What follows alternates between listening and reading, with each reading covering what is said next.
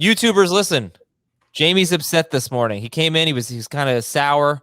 He was pouting because you haven't subscribed. Just cheer this guy up. Hit the subscribe button. See that smile on his face? There it is. Hit the subscribe button. Let's rock and roll. All right, Panthers, Texans, ready to kick off Fantasy Week 3. We got a ton of injuries. We got quarterback news, obviously, and we've got 8 games to preview today. They are AFC home games. There's one AFC home game that we're going to save for tomorrow. That would be Cincinnati and Pittsburgh as we wait for a little bit more injury information. Jamey, you ready to start that Panthers DST? Absolutely. They are in my captain spot for DraftKings tonight. I just told everybody on Twitter, everyone follows me, to consider trading the Rams DST right now. They've got the Bucks. They've got, I think, the Seahawks and the Cardinals in their next 3 games. And then take a look at their playoff matchups. I think it is Seattle, Baltimore, or Seattle, Minnesota, and Baltimore, something like that. What do you think? Should we try to trade a DST? Actually, I was going to go look to see in our most traded feature if any DSTs are being traded. It would probably only be that one. Well, I think, there are some leagues that carry 2. There are some leagues, which I hate when people, set up leagues like this where you have to carry 2 DSTs, you have to carry 2 kickers. Our buddy James Questel, he plays in the league where there's actual real money for transactions. So it's in your best interest to draft those, backup positions because you don't want to spend real money if you don't have to. But let's take a look here. Roster trends. There are none. None in the top 50. Well, you're not looking at the right thing. I'm looking at most traded. Are you looking at most traded by position? No, I'm looking at all. There have been 34 trades of the Panthers DST. This is okay. Last night. There are 24 trades of the Bills DST. There are no trades of the Rams DST. Okay. Well, no, there are. I don't know. Maybe we're looking at different things. But in my league, it says 36 trades of the Rams DST. Oh, I know what I'm looking. I'm sorry. I was looking at free agents. Let's see. Oh, okay. Yeah, there. RAMS. 42 is the high number of Cardinals DST trades. Yeah, the Ravens DST were available in a lot. Why are we talking about this? Who cares? Let's go. They were just on the waiver wire. I saw in a few of my leagues. Ravens DST 85% rostered. They have not been good at all. They've faced. The Raiders surprised them, but it was an overtime game, and they played Chiefs. Yeah, they're a little beat up, so we got to keep an eye on some injuries. But they got Detroit and Denver. Here's a fun question for you to remember in Week 15. You ready? Yeah. Which team faced Darren Waller, Travis Kelce, and TJ Hawkinson to open the season? Yeah. The Ravens had a pretty tough run of tight ends. Yes. Absolutely. Okay, let's talk about players we love. Who's the start of the week for Week 3? Speaking of the Ravens, it's Tyson Williams. Little dicey, obviously, knowing that he's in a timeshare. But it's Detroit, and I hope that this running back that I choose against Detroit goes better than the last running back that I chose against Detroit, which was Raheem Mostert in Week 1. But I think he's proven through 2 games that he's their best running back. I think he's going to get the most work, and I hope he doesn't fumble at the goal line like we saw against the Chiefs when Devin Duvernay had to save him for the touchdown. But yeah, great matchup. I think it's going to be, another fun game for Tyson. Would you start Tyson Williams ahead of struggling running back Saquon Barkley and I guess you could say Antonio Gibson struggling from a fantasy perspective? I would, yes. Certainly in non-PPR, it's tougher in PPR, but I do like his situation a little bit better. And gets a couple catches. He's not a complete dud in PPR. He's not Gus Edwards in that regard. Wow, after this, they get Noah Fant. It's just a run of tight ends. Wow, it's interesting. Okay, just because Heath is not here today, any other players that you want to highlight under players we love? Yeah. Who does Heath like this week? Heath likes Daniel Jones, but that's not the right conference. Hold on one second. What's going on? Where's my Heath sigh? Why isn't it working? That's not really a sigh though. So it's more like a yeah. Yeah, I know. I don't have a yeah. No, that's okay. You could go with Daniel Jones. I think it's pretty interesting. There seems to be a decent amount of faith in the Giants offense this week against the Falcons. I am curious though now with Kenny Galladay banged up. I was reading a story about how he was requesting some, I think maybe some slant routes or just maybe some more work. But I thought I saw slant routes, and hard to do that when you're not practicing. Hard to work on new things when you're not practicing. Okay. Yeah, sure. The Giants need to run more slant routes. All right, but Daniel Jones though is top. He's 13th for you. He's 14th for Dave. He's 11th for Heath. Starting over guys like Ryan Tannehill and Justin Fields and Derek Carr. Look, man, it's risky. It's not a team that usually takes advantage of good matchups. They've been a bad offense, but I think people liked what they saw against Washington. So I guess you're buying into a certain. He's running. I mean, that's the thing. Anytime you get these guys that run, now he's not going to run for a touchdown every week. He's done that in the two games so far. But the sample size, you got to figure it's probably somewhere in between. 27 yards in week 1, 95 yards in week 2. I think he could be a 30-yard rushing guy on a week-to-week basis, which would be a nice situation to have if you're getting those 3 points, and he's not turning the ball over. All season long, we're playing the FFT Start Sit Challenge. This is really cool. All right, there's no reason not to do it. It'll be fun for you. You all like Start Sit, and it doesn't take much time. Look, you can see it on YouTube right now, youtube.com/fantasyfootball today. Which player will score the most fantasy points this week? James Robinson or Mike Davis? That's one of the questions. Did we ever find out if it's PPR or non-PPR? Draggy? It is half PPR. There you go. Each week, you can answer 10 starter sit questions to win a customized Trophy Smack Championship belt. And with that, will have your name engraved on it. And the overall winner for the season wins $1,000 and a guest appearance on the podcast. So, yeah, James Robinson or Mike Davis. Who do you like better this week with James Robinson going up against Arizona and Mike Davis at the Giants? Mike Davis. Okay. Yep, let's go. Hit Mike Davis, Ben. Let's see what happens. Oh, it turns green. Very cool. Winner. We like green. Green means go. Yeah, exactly. Players to avoid. Who are you avoiding? Who am I avoiding? I am avoiding Kareem Hunt if I could. It's very difficult to avoid him, but very interesting that in his last 10 games, do you know how many games he has over 14 PPR points in those 10 games? 14 or more, excuse me. 3. 4. You know how many games he has under 6 PPR points in that same stretch? I would hope not that many. 2? 4. Yeah. Same amount of good games, basically, as he has bad games. Now, there's some in between, bunch of 9s, but he's got to score. And if he doesn't score, you're going to probably be a little frustrated because he had 13 carries last week. That was nice to see, but I think you could say more of a blowout situation. I know they only won by 10, but that game was in hand, I think, by the third quarter. Especially when Tyrod went out. The Bears, defense gave up a touchdown in week 1, and then they shut down Joe Mixon in week 2. So we'll see which run defense shows up for Chicago this week. But I'm a little bit concerned that Kareem Hunt gets, as you've noted time and time again, a little overvalued based on who he is. What do you think about the game? Who wins? Bears and Browns. I think the Browns win, but I think it's a Nick Chubb, Kareem Hunt chipping in type of game. We'll see what Beckham does. I'm concerned about him also. Mm-hmm.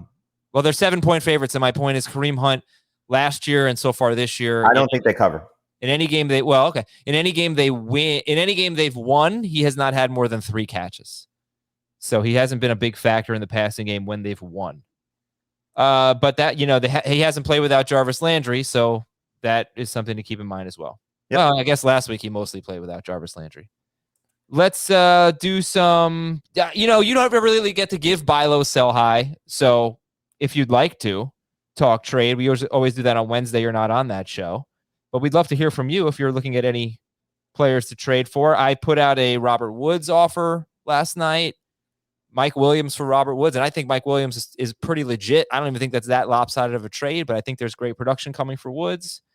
It's so fascinating when we're early in the season, right? When you're talking about guys who struggle versus guys who have gotten off to a surprise start. And obviously Mike Williams is a name that most people know, but I think are a little terrified of. But, Mike Williams, Cortland Sutton, trying to think of guys like are in that range. Sterling Shepard, players who you didn't draft very high or at least had some, not high expectations for. I don't know if Sutton's fair to put in that category, but Marquise Brown, those type of guys that you're like, oh, can I turn Marquise Brown into Allen Robinson?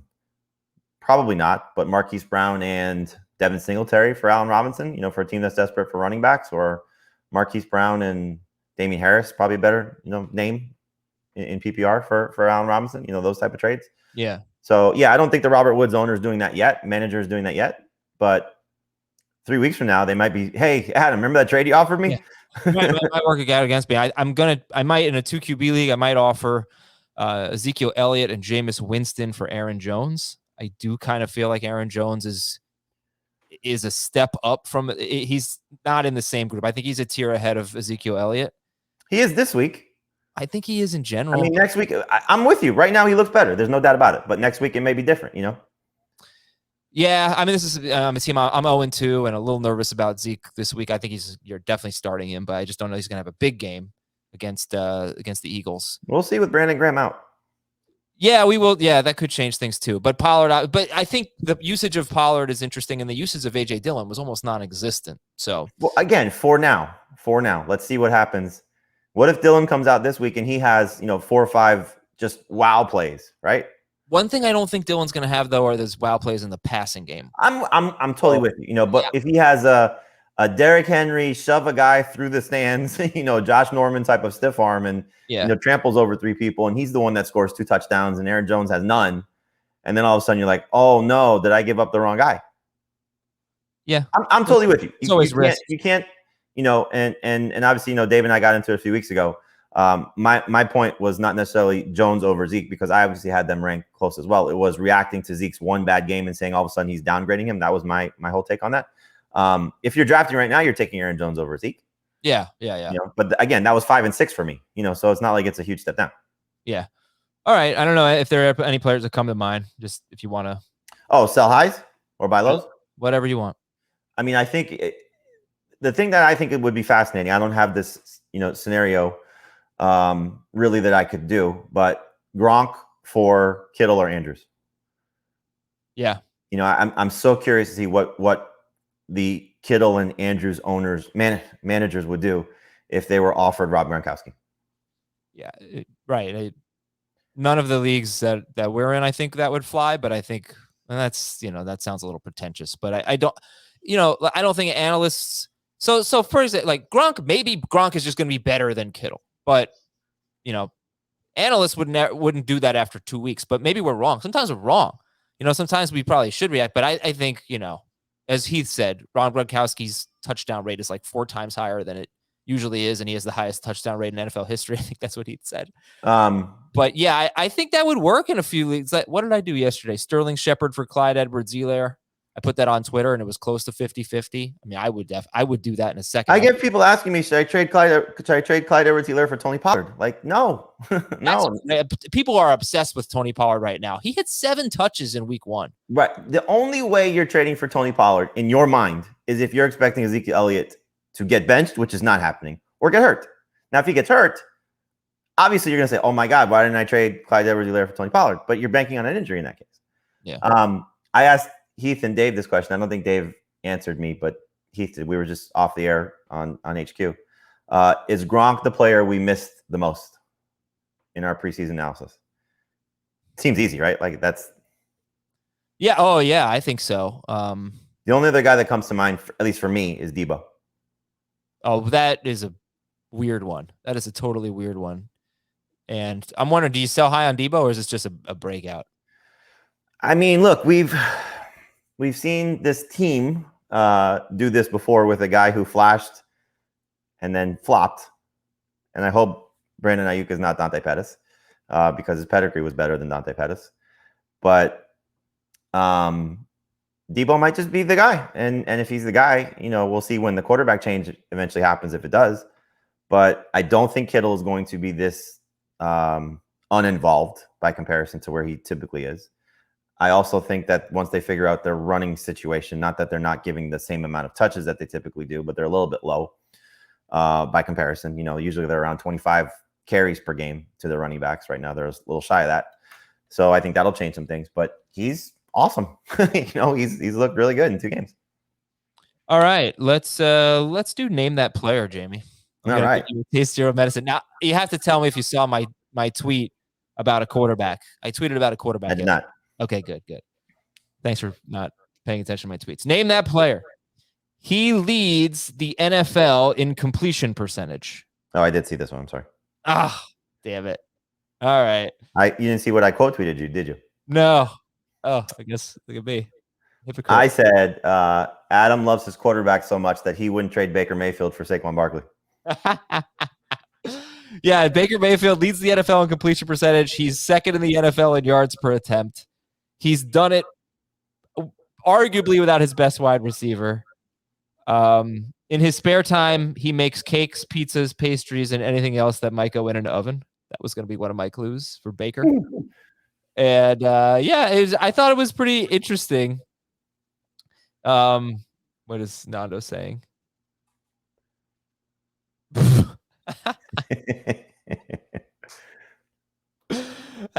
Okay, so there's a tweet that says Elon Musk pledges $50 million to St. Jude if Adam Azer shaves a J in his chest hair. And Nando said, I bet he still won't do it. Yeah, I would do it for that. Would you? For I know some people who know some people. I can make a phone call. All right, yeah. He's in space right now. I don't know if you can get Elon Musk on the phone. Yeah, Jesse's got connections. Anyway, Jamey, tell your restaurant in space joke. Oh gosh. You hear about that restaurant in space, Jamey? No, you hear about the restaurant on the moon. Oh. No, I haven't heard about it. Food is good, but it has no atmosphere. Yeah, I love it. Anyway, what do you make of that with Baker Mayfield? Off to a great start, but the fantasy production has been terrible. He's going to have some good games coming, but this is kind of who he is. This is a team that clearly wants to lean on their run game and limit, the chances of turnovers and mistakes. Not that he's going to make a lot, but that's just kind of the coach that he plays for. And their weapons are not healthy. I mean, you start the season without Beckham on the field. You're trying to work some young guys in. Anthony Schwartz had some nice plays in week 1, but he was, banged up in week 2. Landry goes down in week 2. Beckham's down on the field. It's hard to, make heads or tails of what exactly this team is going to be. I'm sure, depending how things go for them, if they don't win a Super Bowl, you're going to hear the offseason story of we have to improve our passing game, probably, to whatever extent, just to have more explosive plays and do some different things. But this is a very creative offense, too. They use multiple tight end sets, and they're going to probably have to do that a little bit more. They're going to get this Felton kid involved, in some different opportunities now. If Beckham is right, maybe something changed and they do open up the offense. But, we haven't seen that in a year and a half with Beckham and Mayfield. It's probably not fair to say because it was only 6 games with, this coaching staff getting a hold of Mayfield and Beckham. So the problem with Mayfield is it's just he plays a position for fantasy that is just so saturated with guys who are just better than him as a fantasy quarterback. Yeah, and he doesn't run. The first 6 games of the season last year when Beckham was healthy, he just wasn't nearly as good. A lot of people have said it's because of, the chemistry with Beckham and force feeding and whatnot, but he was on pace for 2,920 yards. He's playing. He played much better than that down the stretch. So far, he's playing well, but the fantasy production hasn't been there. All right, whatever. Let's move on. News and notes, a lot of them. Antonio Brown is on the reserve COVID list. Seems unlikely to play this week. It hasn't been officially ruled out, but unlikely to play this week at the Rams.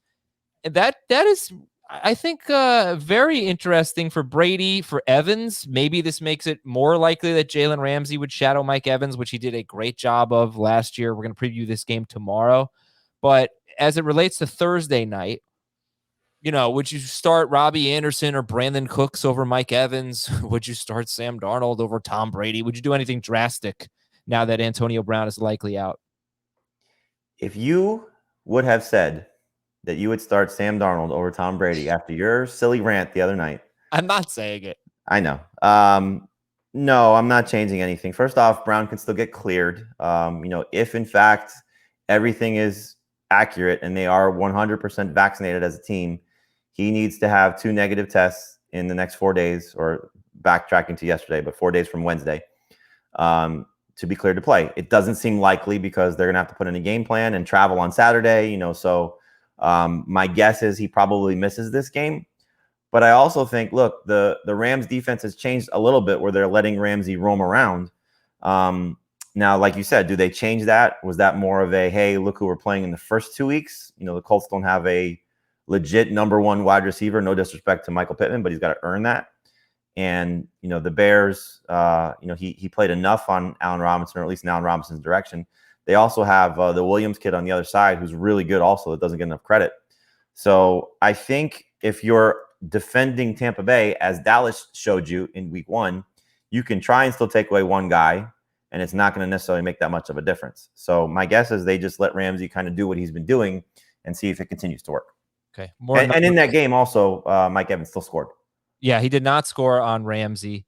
But that's what happens. Sometimes he they was don't. shadowed on 73% of his routes, and he had 4 catches for 40 yards. But even though he scored, he didn't have that good of a game. It was like 55 yards and a touchdown. Right, but if you were to say right now, I'm giving you 55 and a touchdown, are you playing Brandon Cooks with Davis Mills? Are you playing Robbie Anderson, who has struggled with Sam Darnold? You're taking that. Of course, I'm playing Evans, yeah. Andy Dalton is out. Still the starter, though, when he's healthy for now. That's what they're saying. I did see a Bears beat writer suggest that the way Matt Nagy phrased it was that if Fields runs away with the job, it's his. I'm sure if he runs away with the job, it's his. How could you not? Derek Carr is going to play this week, but Tua Tagovailoa is not going to play this week. Carson Wentz does have a chance to play. Meanwhile, Ben Roethlisberger has a pectoral injury. Looks like he's going to play, but you know, Ben. Dalvin Cook missed practice with an ankle injury. Alexander Madison's still available in some leagues. Darrell Henderson missed practice. We don't want to start a Rams running back. Anyway, Trey Sermon. I'd be starting Henderson as at least a flex if he was 100% healthy. Okay. Trey Sermon is in the concussion protocol, and Elijah Mitchell missed practice. Give me your quick take on the 49ers running backs. Is there someone out there on waivers that should be added right now? I mean, I guess you can look at the 3 guys that make the most sense, whether it's Trenton Cannon, Kerryon Johnson, or Jacques Patrick, who they just brought off the street.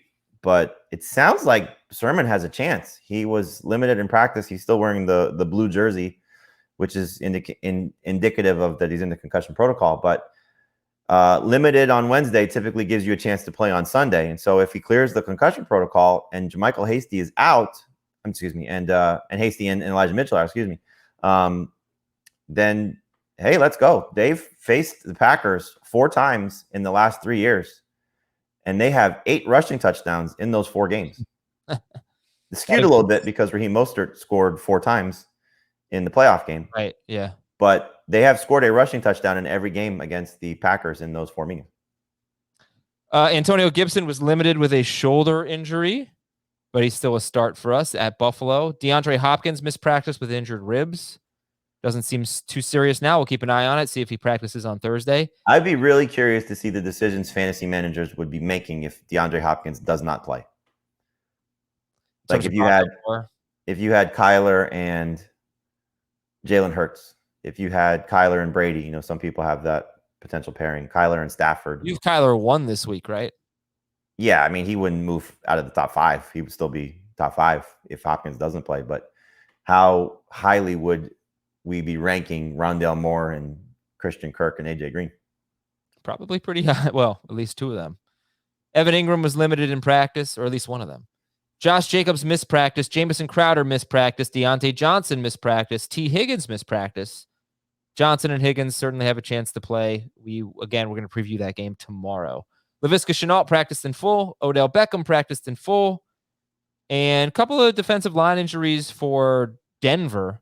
Mike Purcell, their nose tackle, was out of practice, and Shelby Harris was limited. Limited on Wednesday is a good sign. But those guys were beat up last year. They missed a lot of games combined, and that's why their run defense wasn't so good. And Jewell just placed on IR. Yep, Josie Jewell on IR. They get the Jets this week. And I know nobody's going to start Michael Carter or anything, but if their run defense is severe, you know what? It's probably not going to be that limited. So we'll see how practice on Thursday. Detroit wide receiver Tyrell Williams is out this week, and Russell Gage is week to week with an ankle injury. I like that report. He's week to week, but he has a chance to play. Yeah, I did see that. That sounded kind of silly. Tough calls. I'm going to ask you, we don't have the 60-second rankings disputes today, but I'm going to ask you if these guys are tough calls. And let's start with Justin Fields at Cleveland. And Cleveland, this gives me a little hope if I'm starting Fields. Cleveland so far has the worst 3rd down defense in the NFL, but they do have the third highest pressure rate, or maybe it's just pressures in general on 3rd down. So they're getting to the quarterback. They're not making plays, and they're not getting off the field. Their 3rd down defense has been terrible, and I can see Fields taking advantage of that with his legs. They've also allowed a rushing touchdown to a quarterback in both games. Justin Fields, is he a tough call for you this week? He's not a tough call. He's more of a tough rank because there's so many good quarterbacks this week. So like the guys that I struggle with in terms of ranking him right now, he's 16. Really is only the one in front of him, and that's Teddy Bridgewater. Just because I think if Fields does like amazing things, Bridgewater can't do that, and won't have to do that against. I shouldn't say can't. He won't have to do that against the Jets. So like I think Tannehill is a safer start because I think he got going a little bit last week. Just had some unlucky touchdown situations. I think Daniel Jones is playing a little bit too well and has the Falcons, so it's hard to get away from him. Fields is in my opinion, the biggest wild card this weekend. He can go completely bananas and have just a huge game. You should be playing him DFS for sure because of the wild swings. But I'm sure he's going to be popular also, so that's part of it. How about Ryan Tannehill? You mentioned that you have him ahead of Fields. He, as the starting quarterback for Tennessee's, got very bad history against Indianapolis in 3 starts. And with Eason starting, if Eason's starting, you worry about the pass attempts. Maybe you worry that maybe it's a lopsided game. What do you think about Tannehill? Both factors to consider, which is why he's not a top 12 guy for me. But I also think that this is sort of a potential get right spot for him. I mean, you've seen this Colts defense, really struggle in week 1, and then a little bit better week 2, but still I don't think right. And we'll find out if Xavier Rhodes is going to play. I think Tannehill, if he had gotten certainly the 1 touchdown to Julio, but he probably could have had another one as well at some point during the game. Just the way he was throwing the ball, and A.J. Brown had a few drops that they're still trying to get him going. And so I think he's going to have low 20s, 22 to 24 fantasy points this week. I think he's projected for 22 on Sportsline. So borderline starter. Damien Harris, you guys are really high on him, especially Heath. And I don't know what to make of this. It's a big surprise, but the Saints have faced Aaron Jones and Christian McCaffrey, and they're allowing 2.7 yards per carry to running backs. We know Harris isn't a pass-catching threat, really. He did have 2 catches. He has 3 catches in 2 games. But, yeah, you guys are very high on Damien Harris. How come? I think he scores. I mean, this is what the identity of the Patriots is. They're going to run the ball. They're going to grind out the clock. They're going to try and lean on, Harris, which has been great so far through the first 2 weeks of the season. I'm not sold on the Saints' run defense being as good as it is. So they're going to focus on stopping the run. That's, I think, how you defend the Patriots. But it's also a game in New England where they're expected to win. I find it hard to get away from Damien Harris at this point. Find it hard to watch this game. Yes. It's also hard to find reliable running backs. So anybody who's going to get, 17 carries, tough to take that guy out of your lineup. Would you start James Robinson or Damien Harris? In what format? In PPR. I just don't have any faith in the Jaguars, so I would still start Damien Harris. Okay. How about Brandon Cooks in PPR or Damien Harris? That's a closer one. I probably would start Harris just with the uncertainty of what Davis Mills could be for Cooks. How about Rondale Moore, rostered in 69% of leagues now? Popular waiver wire pick, coming off 114 yards and a touchdown, and facing the Jaguars. Let's say Hopkins plays. Is Rondale Moore a tough call for you? So in a 10-team league where we start 3 receivers and a flex, Antonio Brown was one of my 3 receivers, and Rondale Moore was still available. So I picked up Rondale Moore and put Brown on IR. So I'm starting him in that scenario. 3 receiver league, I think you should take a chance on him. It's hard to overlook 2 things. One, he's been their target leader, so that's something you could already say. And if Hopkins plays, he's not 100%. So if this game gets sideways a little bit, they might decide to sit Hopkins, and you could see this game getting sideways quickly with how bad the Jaguars have been. Sure. All right, we're going to take a quick break. When we come back, we'll start breaking down the 8 AFC home games, starting with Chicago and Cleveland right after this. All right, Justin Fields makes his starting debut, and he will be at Cleveland. And your stat of the game, I already gave it, but opponents have converted 63% of their third downs against Cleveland, the highest mark in the NFL, and that is from cleveland.com. So something to keep an eye on here. You already talked about Justin Fields. You have him 16th. We'll come back to Fields throughout the show. You have him 16th. Heath has him 16th. Dave is lower, has him 21st. David Montgomery coming off a bad-ish game. 20 carries, 61 yards, 3 carries, 18 yards. Any hesitation at all against the run defense that's been very good so far in Cleveland? No. I think he just gets too much work, and I like the fact that he was more involved in the passing game in week 2. All right, what about Allen Robinson? Just like Fields, he's a wild card. You're not sitting him. unless you're just, I guess if somebody has Mike Williams and Cortland Sutton and, drafted Robinson and somebody else, so let's say you went, I don't know, Metcalf, Robinson, weighted Sutton and Mike Williams, you could probably make a case you're sitting Allen Robinson in that regard. And I was surprised that his start percentage, at least as of Wednesday, was at 84%. That's typically a 95% type of guy. So people are somewhat concerned.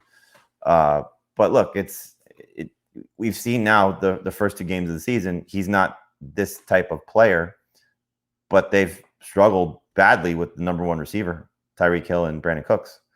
So hopefully Justin Fields opens up some things for Allen Robinson and he has a blow-up game here. Yeah, they have. I think, you're concerned maybe about the passing yards in his first start for Fields. So I can understand that a little bit. Would you start a 49ers running back? Let's say Trey Sermon's in and Mitchell's out. Do you think you'd start Sermon over Robinson? Non-PPR maybe, but I don't know how many people have that flex decision to make. How about your start of the week, Tyson Williams over Allen Robinson?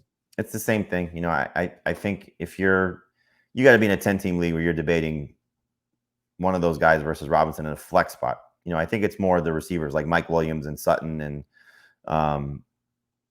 not Sterling. How about Sterling Shepard or Allen Robinson? That's a tougher one in PPR. I would still stick with Robinson, but it's obviously really close. Cole Kmet outside. I think this is the perfect FOMO with the Bears guys, because you just don't know what Fields is going to do for them. Sure. There's usually okay, I know I'm going to have this potential from this player. Fields may only run, and like we had, Prisco on HQ yesterday, and I asked him about Fields, and he said, you're going to see a lot more design rollouts, whether he's running or he's just getting out of the pocket than we'd see from the Bears typically. So what's he do when he gets out of the pocket and there's space in front of him? He's not throwing it. He's taking off. I think he's going to run for 50+ yards. I mean, he ran for 31 last week. 70. Yeah, I think he's going to run because I think the pass rush is going to get to him and he's going to scramble.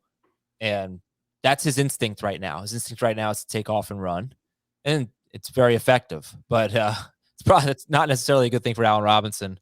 Well, it could be. I mean, look, what did we see from Jalen Hurts in week 1? What was it, 260 and 60 yards rushing or something like that? Yeah, look, you see quarterbacks scramble all the time and find open guys downfield, right? You think about Kyler Murray, think about Russell Wilson. Maybe it'll help. I just, whatever. Nobody's sitting Allen Robinson, or 15% of Allen Robinson managers are sitting Allen Robinson. Darnell Mooney, he's got 15 targets, same as Robinson, but he's a sit, right? I don't think he's a sit outright. He's just in that number 3 receiver range. This is, the type of player where I don't think you put that designation on him as you got to sit him, but Darnell Mooney. Yeah, he's not a must play. Yeah, you certainly don't say you have to start him. No. Yeah, but I'm not sitting him because of the defense he's playing. Yeah. Okay, Cole Kmet is outside the top 15, so let's go to the Browns. Baker Mayfield is a sit. Did you know he's leading the NFL in completion percentage? I heard somebody stole my name that player stick too. The Cleveland running back start Chubb and Jamey already talked about Kareem Hunt. You got obviously Tyson Williams over him. How about James White or Kareem Hunt? PPR. Non-PPR, I'll take Hunt just because there's more touchdown potential. I still think for Hunt, but PPR, I'll go James White. All right, starter sit Odell Beckham. I would try and sit him if you can. Just don't know the again. This is another FOMO type of guy, So if you're thinking he can come in and be the target hog and do the, what do we always say about Jarvis Landry for the last year plus when Beckham's not there? He's 5 catches and is the target leader from Baker Mayfield. You hope that's the case, but the Bears know that too. And, so what are they going to do to try to take him away and make Baker Mayfield look elsewhere? Look at Felton, look at Schwartz, look at Peoples-Jones, look at Rashard Higgins. That'd be my approach. I'm not going to let Odell Beckham beat me. So number 3 receiver. Yeah, we've never seen him without Landry on the Browns. We don't have a sample size of that. If he was healthy and going into this, I'd feel a lot more optimistic. Right. And what about the Cleveland tight ends? Any interest this week with Landry out? It's just so hard to say which one is clearly the best. I mean, if I'm stuck, I'm going to start Austin Hooper if he's available, just based on pedigree and opportunity. He's been the consistent one over 2 weeks. Njoku was the better one of the secondary guys in week 1, and Harrison Bryant was the better one in week 2. But they're going to use all 3 of them. Okay, would you gamble on Cole Kmet or Austin Hooper? I'd gamble on Hooper just with knowing that that's what this team likes to do, and there's no Landry there. You'd stick with it, say a struggling Logan Thomas over a Browns tight end. It's funny, is Logan Thomas really struggling? I think so. I mean, was he have 15 targets in 2 games? Yeah, what does he have though? Like 80 yards? I actually don't. His yards are low. He had 5 for 45, I think, on Thursday night, and then he had 30 yards and a touchdown in week 1. He's got 8 catches, 75 yards, and a touchdown. He only has 10 targets. He had 7 in week 2. He had 3 in week 1. I would stick with him over. I'm not making a transaction to drop Logan Thomas for Austin Hooper. No, not drop, but would you start if you had both of them? If I have both of them, I'm still starting Thomas. Okay. Miami is at Las Vegas. Very disappointed that Tua is not playing. This could have been a really good game. But it's still going to be a good game. I mean, maybe. Jacoby Brissett has been fantasy poison. Your stat of the game. T.Y. Hilton had 966 yards and 4 touchdowns in 2000. You say T.Y. Hilton had or head? Had. Well, Hilton had. Yeah. Beautiful place.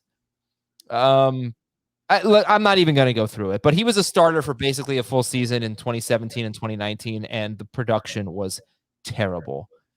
He does throw to his running backs at about a 17% target share in those 2 years, and that's almost exactly what he threw to them last week with the Dolphins. But are you basically sitting all the Dolphins at Las Vegas? I'm playing Myles Gaskin. I just have a hunch this is going to be a good game for him because ball out quick. We've seen the Raiders, for whatever the Ravens are. Tyson Williams had a decent game catching the ball in week 1, and Najee Harris had a good game catching the ball in week 2. And this is the place where Gaskin had his best game ever, last year. So is he going to have a blow up game? I don't think so. Is he going to have his best game? I do think that will be the case. So he's not oh my God, I have to start Myles Gaskin, but I think he's still a good number 2 running back. Kareem Hunt or Myles Gaskin? Gaskin for me. I just got a text from a Dolphins fan that says, I hate football. He's also a Hurricanes fan, so that would be bad. Colts are preparing to be without Carson Wentz.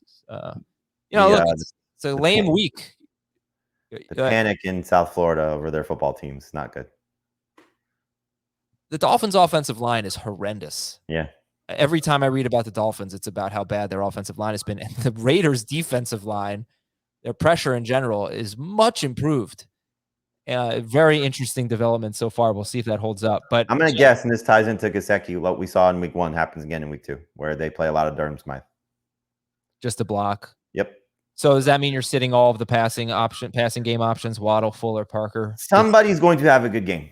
If you could tell me who it is, I'd be happy to know that. But I don't know who it's going to be out of Waddle, Fuller, or Parker. So I would try to avoid them all if you can, and just give it a week to see. You have a good defense, you have a good pass rush, you have a bad quarterback situation, you have a bad offensive line. So Fuller being put in the mix is clearly better for the team, but it's probably bad for the fantasy value of all 3 of them. Really, in this game, I don't think any of the wide receivers are good starts, are they? I mean, Ruggs is going to probably get behind the defense on one play. Whether he scores or not, we'll find out. But he did it against Baltimore in the fourth quarter there to help them get to overtime, and he had the huge game against the Steelers. But this is a great secondary for Miami. And they I think are getting a little bit pooped on for the score last week. Yeah, that 35 points was not on them necessarily. They obviously gave up the scores, but a lot of short fields that the Bills took advantage of, and a tired defense because they're on the field a lot. So the Raiders could have a similar situation, but you look at Xavier Howard and Byron Jones in that secondary, it's hard to say that there's a safe play for what the target share typically is for them. So Waller is the only one that I feel comfortable with. You go to Foxborough and get a win in week 1. You lose. Your backup quarterback plays almost the entire game. You lose to a Super Bowl favorite, one of the favorites. They got blown out. I know. Really, just chill. Just chill, Dolphins fans. I think, and it ties into Buffalo, but I think if you were to tell the Steelers and the Dolphins that they'd both be 1-1 coming out of the first 2 games of the season, Pittsburgh going into Buffalo and then playing the Raiders, you would have thought the wins would be reversed. Yeah. And then the Dolphins 1-1 against, 2 very tough opponents in their own division. You'd probably say, okay, well, both of those teams probably signed up for that prior to the year. And if you told the Raiders they'd be 2-0 against the Ravens and the Steelers, they'd laugh you out of the building. That's Even right. they wouldn't have believed it. All right. So anyway, Derek Frank Carr. Caliendo doing John Gruden, by the way. No, I didn't see that. It was something like, man, we're going not just 8, we're not going 17, no, we're going 18, no, man, we're going to win on the bye week too. Derek Carr, 71% roster. You're the lowest on Derek Carr. You have 17th. He scored 27 against Baltimore, 27 at Pittsburgh, the 6-point per passing touchdown leagues. And he scored 25 points against the Dolphins last year. It was with a rushing touchdown, but he also threw for 336 yards. So you got Fields ahead of Carr? Yeah, I like a lot of quarterbacks this week. This isn't a bad Derek Carr, game per se. I don't think he's going to be much higher than 20 fantasy points. So I still think he keeps his streak going of 20 plus points. But I give this defense credit. I think this is a good unit that he's facing. This is one of those games where I think it's going to be, I would take the under. I don't think it's going to be a high scoring affair because of what the Dolphins offense looks like. So, that game last year was a track meet. If you recall, it's fun game. Very fun game. Yeah. I just think this is going to be a low scoring game. So I don't think Carr hits a lot of the big plays down the field. I think it's going to, have to be a lot of Waller and maybe one potential big play, whether it's Edwards or Ruggs, or it could be a Zay Jones, play, or Hunter Renfrow for a broken tackle, so I just don't think it's a huge game for Derek Carr. Yeah, so the wide receivers for the Raiders are flyers, and Dolphins done pretty good, something to keep an eye on. They were pretty good against slot receivers last year, and so far, so good. Jacoby Myers, 6 catches, 44 yards on 9 targets. Cole Beasley, 4 catches, 36 yards. It's been an early strength for them if you're considering Hunter Renfrow, which you probably aren't since he's rostered in 15% of leagues. I guess we should talk. That's where the Allen Robinson manager has gone, to Hunter Renfrow. Oh, yeah, maybe. 15%. All right, start Waller and start the Raiders DST. They're top 12. They're not, not for Heath. They're not like a must start, but you can start them. Raiders or Rams real quick, and we got to talk about Josh Jacobs, or rather Kenyon Drake and Peyton Barber. Raiders or Rams this week? Raiders. All right, so what do you think about Drake? Nobody's going to start Barber, but what do you think about Kenyon Drake? 5 catches in 2 straight games. Yeah, he's a flex in PPR. I mean, 7 carries for 9 yards. They're not doing a good job run blocking. So I know the Dolphins gave up 3 rushing touchdowns last week. I don't think that's going to be the norm. Would you start Kenyon Drake or Myles Gaskin? Gaskin. Okay. This game is in the books. Let's go to Indianapolis at Tennessee. Stat of the game. Mini golf was patented in Tennessee, according to knoxnews.com. How's your mini golf game? I played in the summer once, but it was with my son's half of his baseball team. So it was the parents kind of just hanging out in the back, and we would, play behind them, so not really focused on it. Yeah, I suck at it. So I think it'd be funny though, when I write my movie script, I'm going to have a scene, where the guys at the office, they meet up on a Saturday and they play, instead of like golfing, they have a mini golf game, they're just talking business over mini golf as a windmill. I think it'd be funny, Jamey. You take the old stereotype of the guys golfing together to make it mini golfing together. Hilarious stuff. So no real golf, no Top Golf. Oh, I love Top Golf. What a fun time Top Golf is. You seem like the least person that I would expect. That's what I thought too. I had the best time. It was really fun.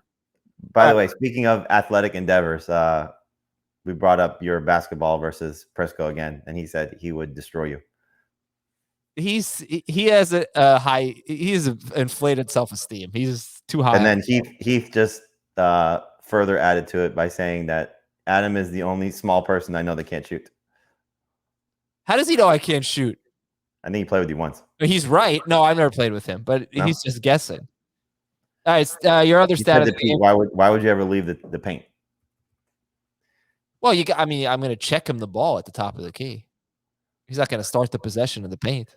Yeah. Well, what I said to him was that they're not going to call fouls, so you're just going to put him on. He's going to put you on your backside every minute.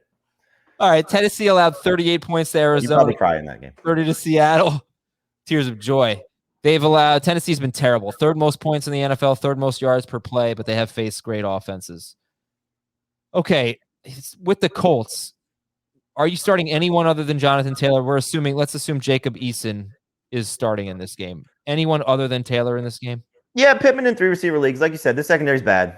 So he had a 100-yard game against them last season. Obviously, quarterback situation was better with Phillip Rivers, but I don't think they're just not going to, throw the ball, and they're not going to be able to have some success throwing the ball. So Doyle's in that streaming tight end conversation, and Pittman's in a number 3 receiver streaming conversation. Not a slam dunk by any stretch, but you got to hope that what we saw last week was, okay, no Hilton. Somebody's got to do a little bit better job than Zach Pascal. And I think Pittman is that guy. So, yeah, I have some faith against this defense. Pittman or a Dolphins or Raiders receiver? Pittman. Okay. Ryan Tannehill, 14th for Jamey and Heath, 17th for Dave. We outlined it. You could be concerned about the pass attempts. You could be concerned about just the history against the Colts. We'll see if Xavier Rhodes plays. But you think, get on track. He threw 35 or more passes 2 straight games. That did not happen at all last year. Back-to-back games with that many pass attempts, 35 or more. But then again, they have given up third most points in the NFL. So that probably won't happen either. Tannehill, you said, I forgot, Daniel Jones or Tannehill? I have them back-to-back right now. Jones ahead. Start Derrick Henry and no issues with Brown and Julio. Start him up. Yep. All right, going back to last season, it is now 7 of their last 9 games. The Colts have allowed 70 yards or a touchdown to multiple wide receivers. 7 of their last 9 games. Surprisingly, last week was not one of them. Robert Woods fell short with 5 catches for 64 yards. Geez, stinks. New Orleans is at New England. New Orleans is one of the worst offenses in the NFL. They have run the fewest plays, but they also have gained the fewest yards, and they're 30th in yards per play. And my stat of the game I already gave. They're giving up 2.7 yards per carry. They face Green Bay and Carolina, but Jamey and everyone else is still pretty high on Damien Harris. Anyone other than Kamara for the Saints? No. No. What has happened to Marcus Callaway? My gosh. Yeah, it's tough, and New England typically plays pretty well in Foxborough. I won't even get that into the Saints. It's just Kamara. And do you think Kamara has a big game or a fine game or what from DFS from a DFS standpoint? I don't know what his cost is, but I probably wouldn't spend the money on him. So they have to get him going. I mean, this is the time. Look, you got a blessing in week 1 without the game unfolded, and you just got punched in the face in week 2. They're somewhere in between those two teams, and he's got to be their guy. Patriots know that. Jamey, I love all my shows and all my rundowns equally, but this is one of the worst collection of games ever because the AFC home games absolutely suck this week. You've got all these quarterbacks. You got a pretty good one. Which one? Chargers Chiefs is going to be pretty good. Yeah, but for fantasy purposes, what is it? Breakdown. In terms of helping people, yeah. Yeah, that's right. It's a Clyde Edwards-Helaire is probably the only tough call in that game. It's our last one that we'll do. But you got all these quarterback injuries. You got all these low-scoring games. And then the good one could be Pittsburgh-Cincinnati, but like I've been saying, I'm saving that one for tomorrow. But it's just like all these games, like sit. Tomorrow's going to be a lot of starts. What about James White? Let's talk a little bit more about him. I think you get away from him in non-PPR, but he's got 12 catches in 2 games. He's got, I think, 94 yards in 2 games receiving.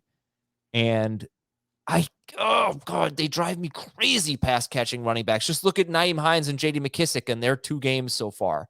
And Gio's got nothing. But White, is he going to be consistent? Is he reliable in PPR? I would put him in the sell high category simply from the standpoint of as Mac Jones gets more comfortable, there will be more throws down the field. right now he's ball out, design plays to get James White the ball. He's not going to be a disaster, but I don't think he's going to be 6 catches every week. He's probably going to be 4 catches every week, and so whatever he loses in that regard, you got to be a little bit worried about. So I don't think you're getting a huge return for him, but if somebody's willing to buy in PPR, I'd be looking to sell. For this week, I think he's kind of the same thing. He's a low-end starter.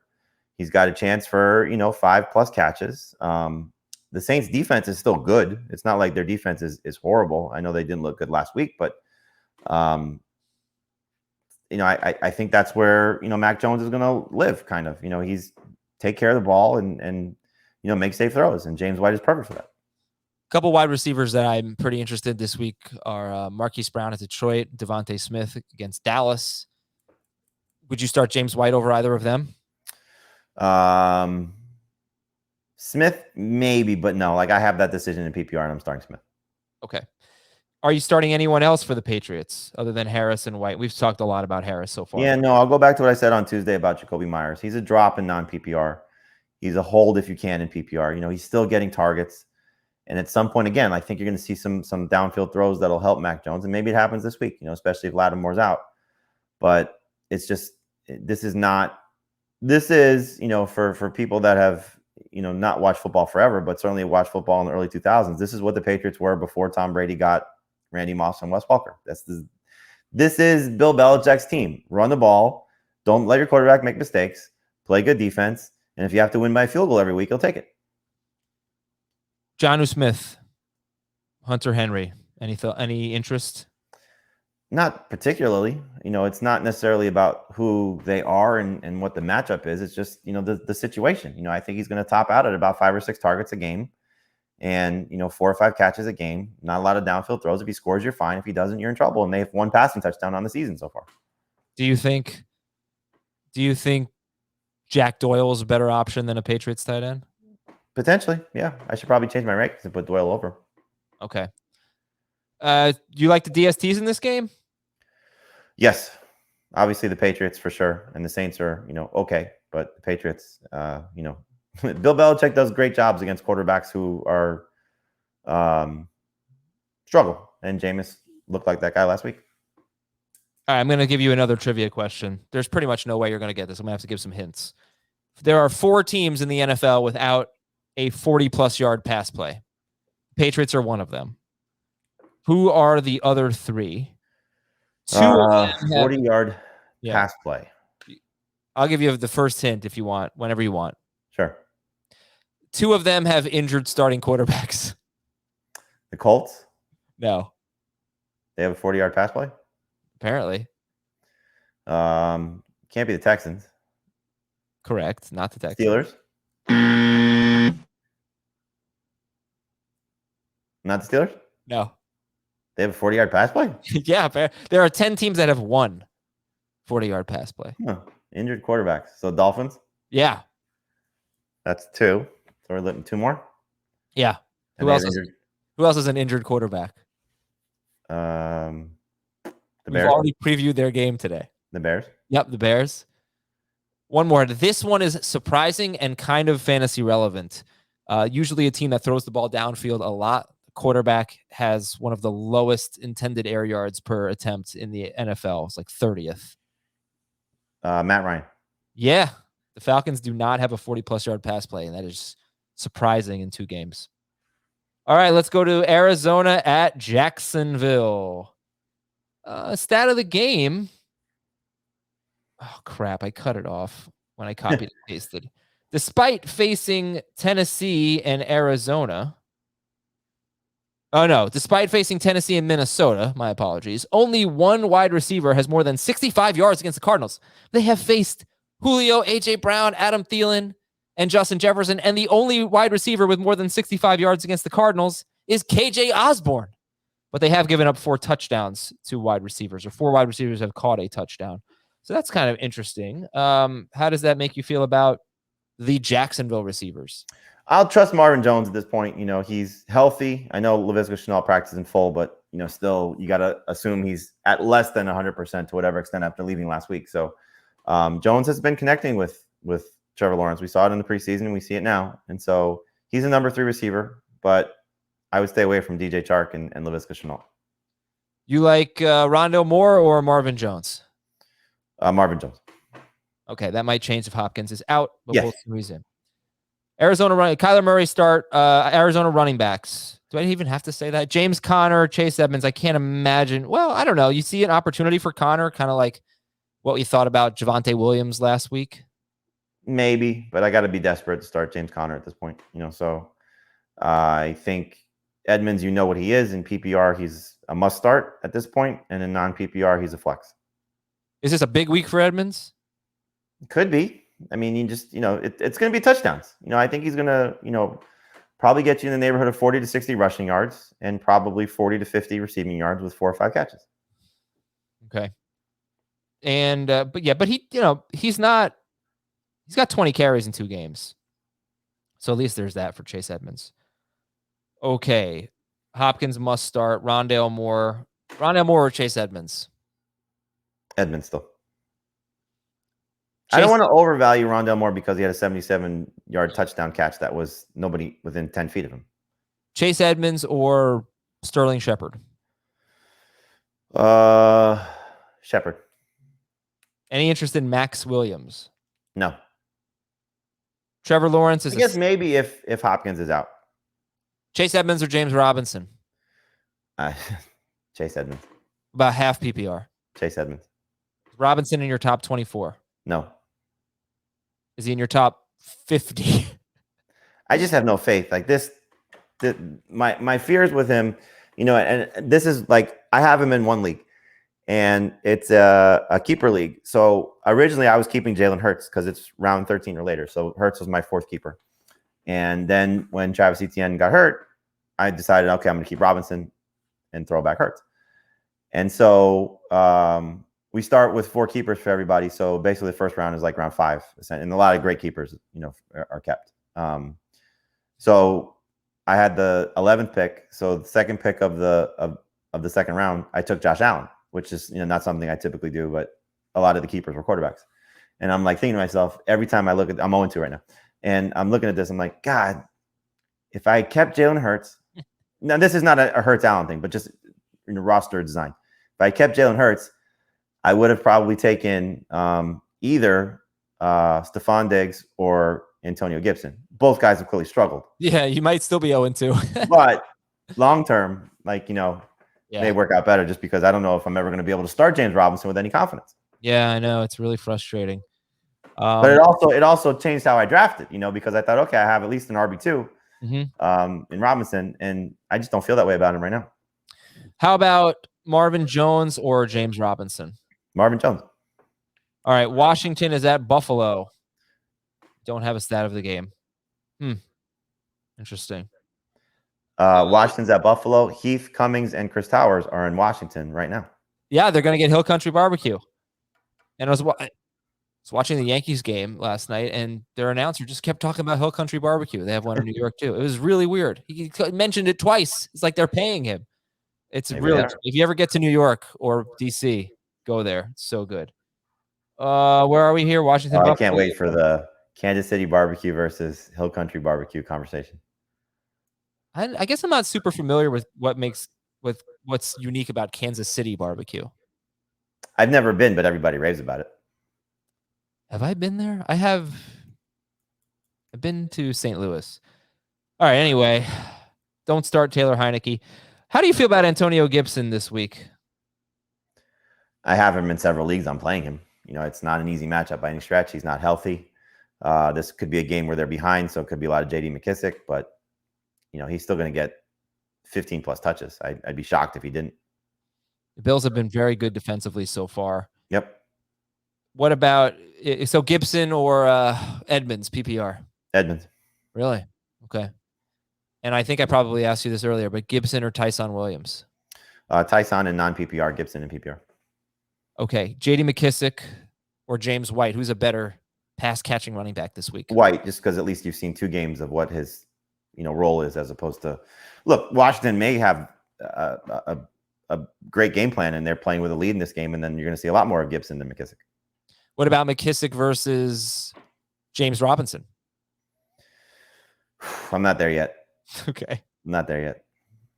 McLaurin is only 20th for you guys.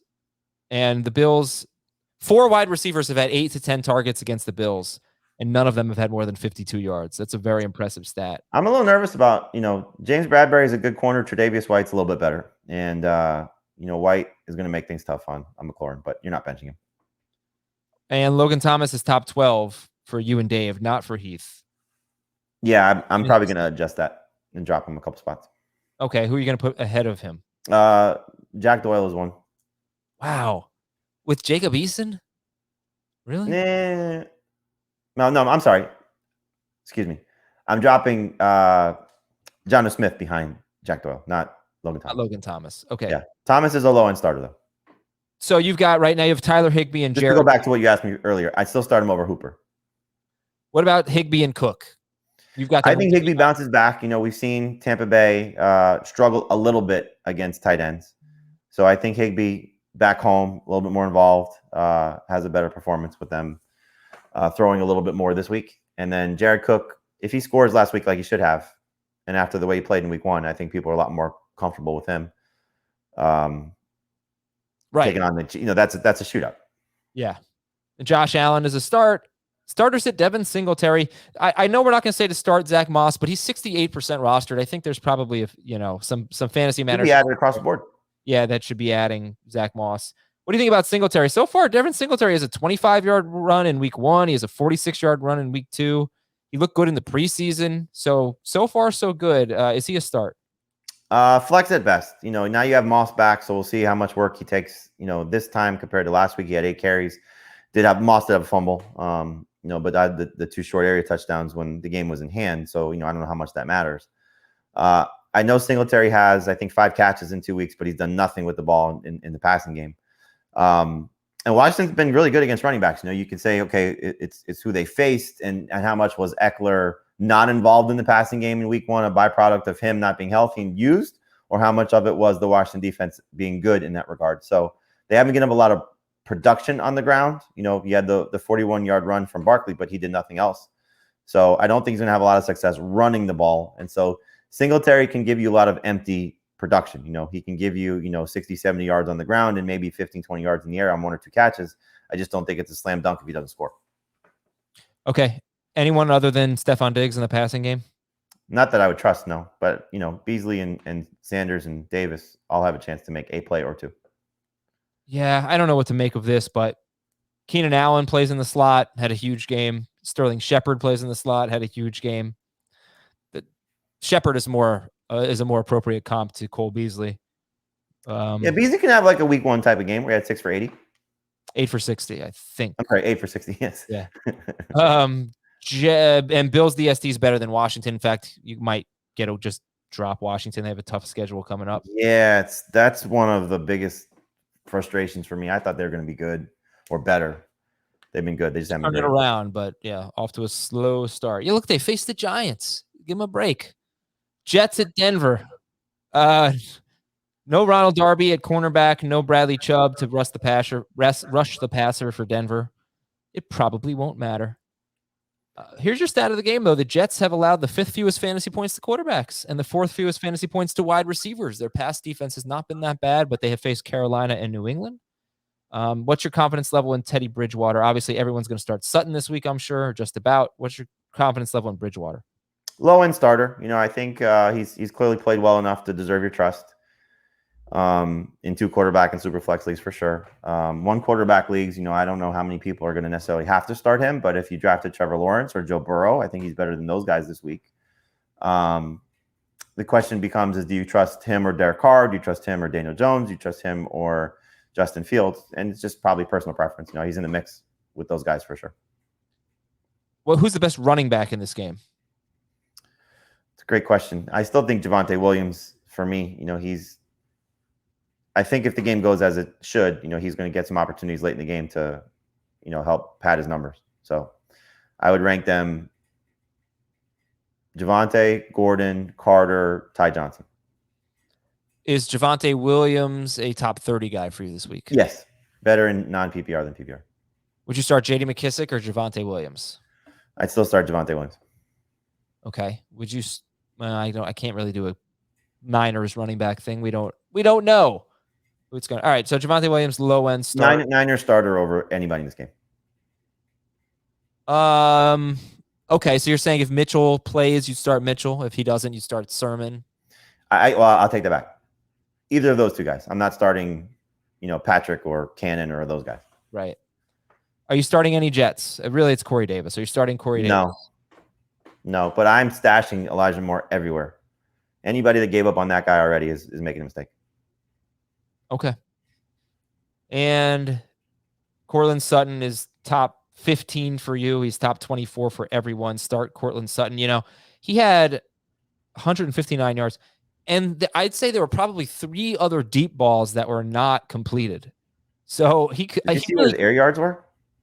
Yeah, I know they were, as Jacob Gibbs pointed out, more air yards for Sutton in week 2 than any player had in any week all of 2020. 309. Incredible. Now, air yards are interesting, Jamey, because I think for great receivers, like Calvin Ridley or whatever, you want a lot of air yards. But for a guy like DJ Chark, for example, who had all those air yards in week 1, air yards scare me a little bit. It leads to inconsistency. You need to see a lot of other routes. And one thing I like, for example, Mike Williams, his ADOT is way down this year. And I think that's a good thing. Okay, because it leads to more catches and it leads to more consistency. And he's got the talent and the quarterback to score some touchdowns with it.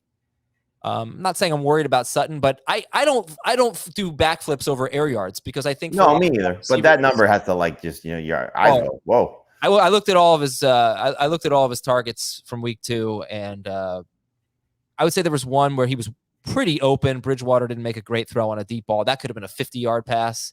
He could have had a 200-something yard game. But it was just so many deep balls, but also some short stuff. That was the good news. Yeah.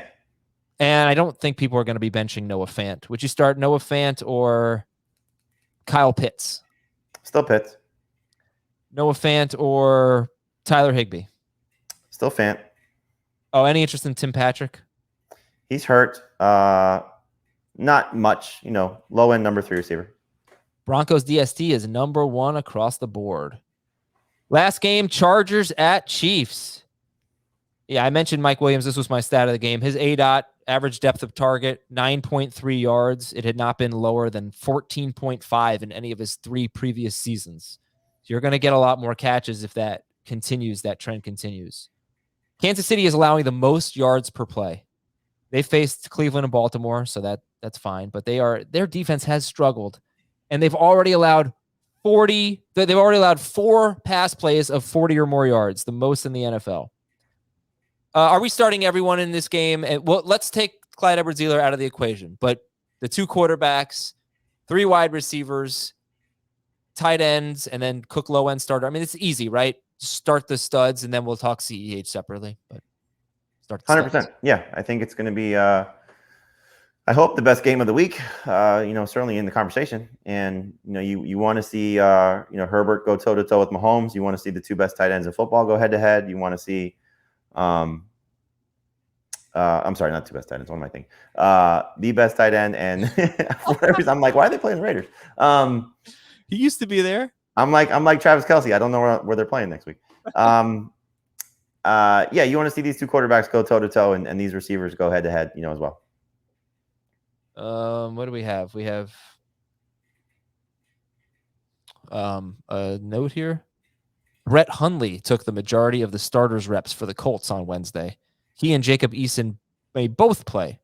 Okay. Hey, I'd rather watch the Chiefs-Chargers game than that game. I'd rather watch halftime of Chiefs-Chargers than that game. Yeah, so Mike Williams is top 12 for you, or top 13 in PPR. Like you're in love with the Chargers passing game. In fact, it's hard not to be. This is nuts. Like, just the buy low on him. If people are panicked about Justin Herbert, you haven't watched the games, because he's just awesome. And I thought he'd have a bad fantasy game against Washington, and I got lucky by saying he was a bust alert that week, because he should have had a couple touchdowns. He had 2 tight end touchdowns called back last week for silly penalties. Like, it's just missing for him. I hope it's not going to be an unlucky season in that regard. But man, you cannot watch that guy play and not say, what were the Dolphins thinking by taking Tua over him? My goodness. It's pretty pretty outrageous, unfortunately. All right, Clyde Edwards-Helaire is the tough call here, and I apologize. I should have talked about him earlier in the show, but here we are. Start or sit, Clyde Edwards-Helaire. So I still think he's a low-end starter. I have him in one league. I'm still going to start him. The Chargers have been bad against running backs. You know, you look at Antonio Gibson, what he did in week 1, over 100 total yards. You saw last week in terms of, the production that they gave up. You know, I think that there's an opportunity here for Edwards-Helaire to do some things. And I do like, because we saw this after the fumble. Like, I went to see what the comments were. Mahomes were behind Clyde Edwards-Helaire. Travis Kelce, he's our guy. We're not going to go very far if he's not doing, big things. Andy Reid, we need him to be the, our lead guy. Everybody behind him with the fumble. And Reid said, that's his first fumble, so we're not going to punish him for it.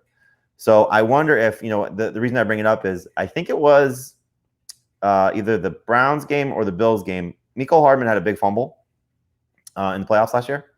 And the footage, of the NFL films, the whole team was like, we need you. Don't give up. Don't, keep your head in it, and they were just like so rallied around him, and he caught a touchdown in the game or had a run in the game, whatever it was, big play. And they were just so happy for him. And I wonder if the same thing's going to happen this week for Edwards-Helaire. Like, they give him, some goal line opportunities, a little bit more work in the passing game. So just something to keep an eye on. I think this could be a bounce back game for him. It's a bounce back spot, just how the Chargers have struggled against the run. Okay, and then speaking of Hardman or anyone else, do you take a flyer on Mecole Hardman this week? Not as a start, but the 8 targets were nice. It's just I think he's going to be a victim unless Tyreek Hill gets hurt of everybody being involved. So he may be the leader of the backup singers, but they're still backup singers. Byron Pringle scored a touchdown. Demarcus Robinson scored a touchdown. He had 8 targets, but did nothing with him and Clyde Edwards-Helaire. And I think when you do an autopsy on the Chiefs, 5 years from now, 10 years from now, and you say, why didn't they win more Super Bowls? It could be because they spent a first-round pick on Edwards-Helaire and he flopped, and they spent a second-round pick on Mecole Hardman and he flopped. Mecole Hardman went ahead of Terry McLaurin and DK Metcalf in that draft. Imagine those guys on this team. My God, it's just insane. Boy, I don't even. That would be so scary. But yeah, tough break there for the Chiefs. All right, we will talk to you tomorrow with the NFC home games. Make sure you're watching fantasy football today. Today's Thursday, so we have a live Q&A at 2:00 on youtube.com/fantasyfootball today. Thanks a lot to Jamey. I also want to tell people, because we get a lot of Ask FFT questions, and I know Ben's obviously big on this. We've been doing a separate Ask FFT mailbag on CBS Sports HQ. It typically airs in the afternoon. And so aside from what we do from at noon Eastern every day, we answer about 25 to 50 questions, depending on how much time, we go. So they air it on HQ, and, keep sending your questions, use that hashtag. And if we can't get to your questions here, or we can't get to them, on our own Twitter accounts, we are doing a great job of trying to at least answer those in a different format as well. So just check out CBS Sports HQ, typically, anywhere between 2 to 4 p.m. Eastern. All right. We'll talk to you tomorrow. Have a good one, everybody. Enjoy the game tonight.